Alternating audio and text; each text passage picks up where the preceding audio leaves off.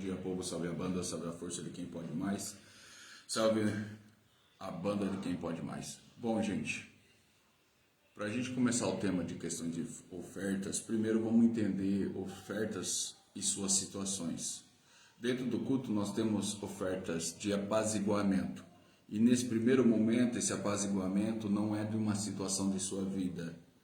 Não é um apaziguamento direcionado a você, mas sim a fim de ofertar as entidades para apaziguar elas.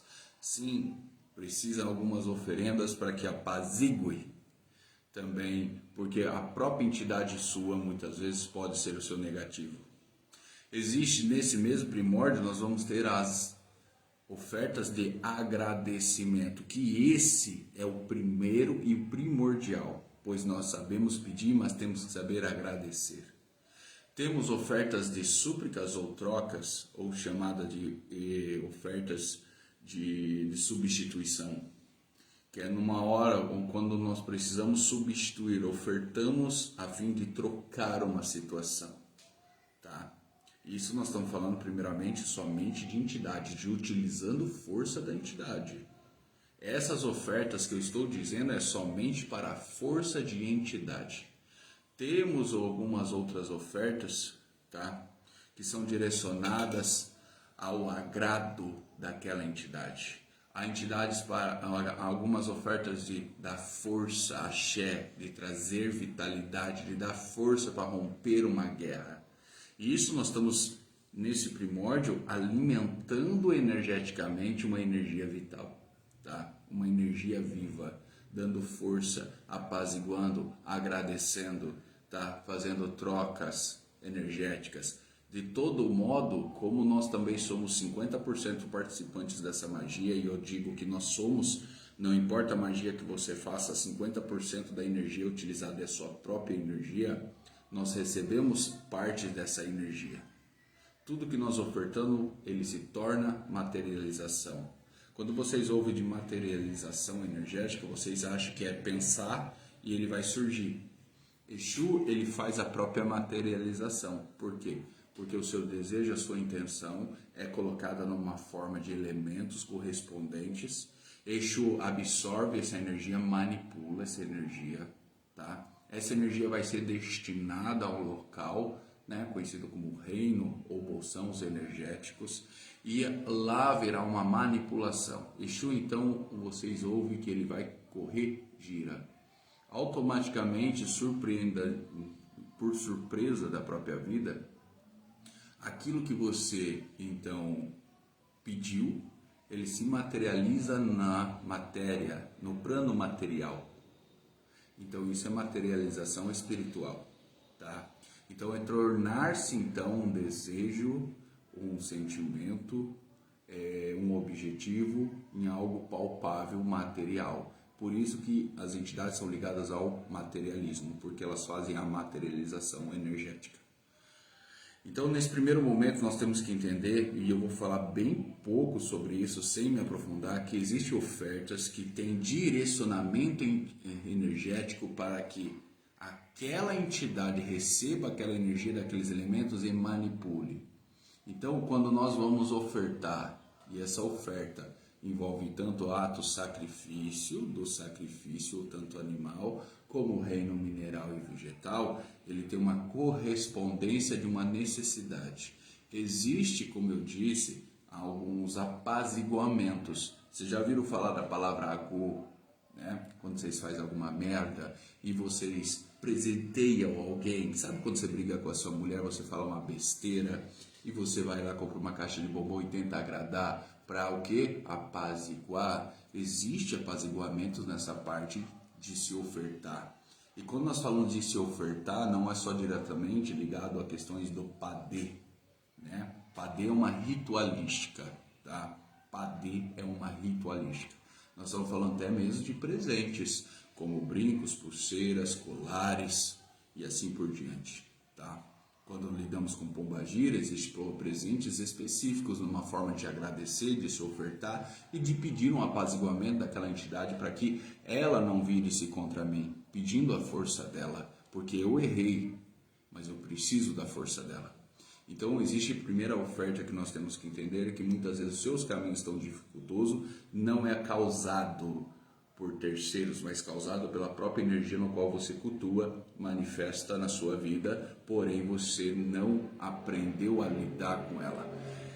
Tanto que nós existimos fundamentos que nós apaziguamos os espíritos da rua. Quando nós vamos vir fazer um toque, existe a necessidade de apaziguar. E esse apaziguamento não é necessariamente somente esfriar. Quando nós falamos de apaziguamento, muitos pensam na paz. Se você quer paz, você morre. E eu acredito que nem depois de morrer você vai ter paz, tá?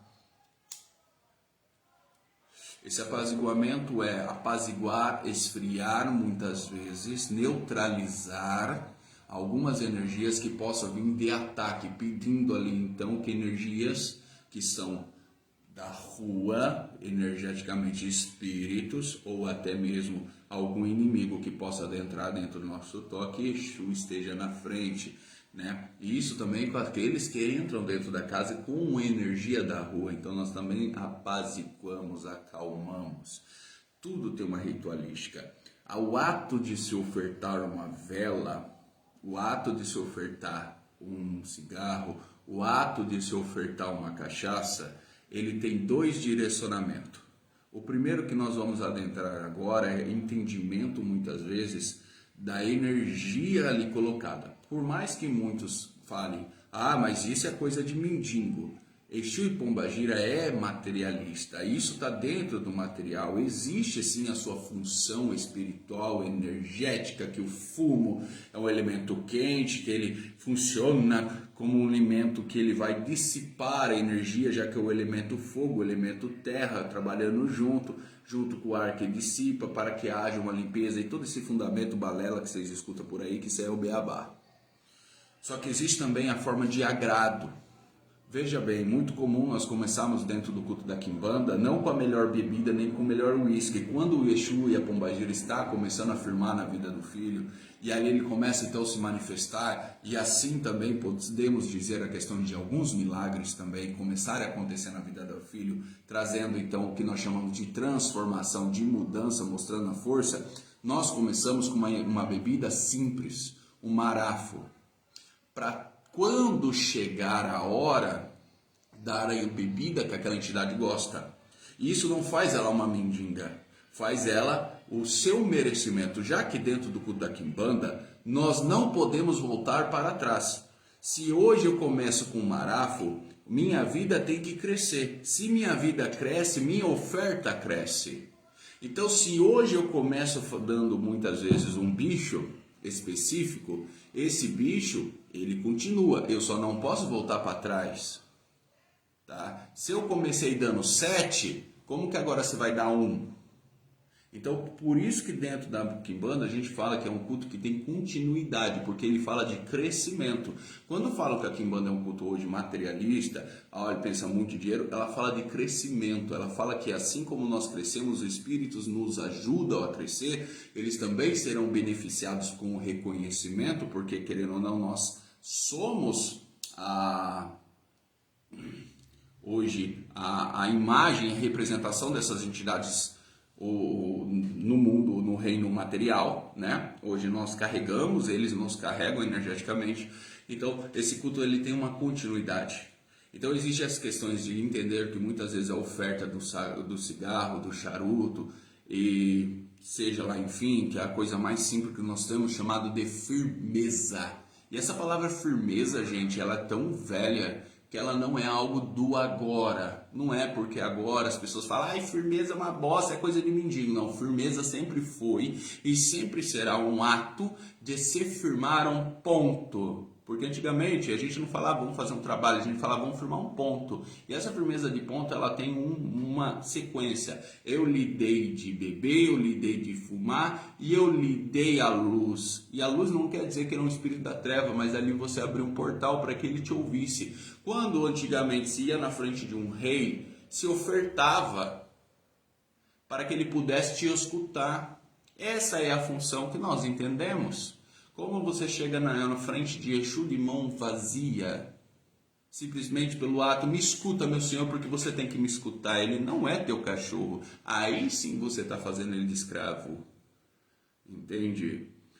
Nesse primeiro ato, somente resumindo, existem ofertas direcionadas a situações, seja de troca, seja de apaziguamento, seja de equilíbrio, tá? Seja de direcionamento, seja de movimento, seja para que acordar a energia de Exu. Então existem elementos que são voltados à entidade, e esses elementos não são comidas, são energias, sacrifícios para que a entidade tenha força, movimento, tenha dinamismo para poder movimentar as energias e trazer então a força, ter força espiritual para trazer aquilo que você precisa para a sua vida. Tá certo, gente? Então, primeiro vamos entender que a simplicidade que muitos falam que hoje é coisa de mendigo, ela tem um porquê. E esse porquê é o ato de se chegar, de se acordar. E nós falamos que, lógico, dentro da Quimbanda a gente tem outros métodos também, outros elementos que acordam, já que nós temos assentamento. Mas nós precisamos entender que existem energias que precisam ser acordadas. Quando nós chegamos na casa de alguém, vocês simplesmente entram, vocês não precisam chamar. Então, o primeiro ato que nós entendemos que existe, ofertas que são pontos, são ofertas direcionadas, pontos cantados, sacrifício próprio, o seu tempo que você tem na Terra é uma forma de oferta também, porque o Espírito necessita disso também, porque você doa energia. Então, vamos entender que a primeira parte, necessariamente, né, nós costumamos muito ouvir, né, julgamentos quando uma pessoa oferta ali uma farinha com dendê simples. Mas isso já não tem valor, mas sempre teve, pois quando você entende a vida que está envolvida ali, o que está pedindo de movimento, ou apaziguamento, ou controle, ou ponto certo, porque o dendê também tem dualidade. Hoje é um conceito de, ele esfria, ele esquenta. Entenda o elemento pela sua natureza, tá? Então, nós precisamos entender que questões de ofertas, questões muitas vezes ligadas a como nós damos o direcionamento energético a essas entidades, e hoje eu falo tanto para quem tem firmeza ou assentamento, existe uma dualidade. Tá certo, gente?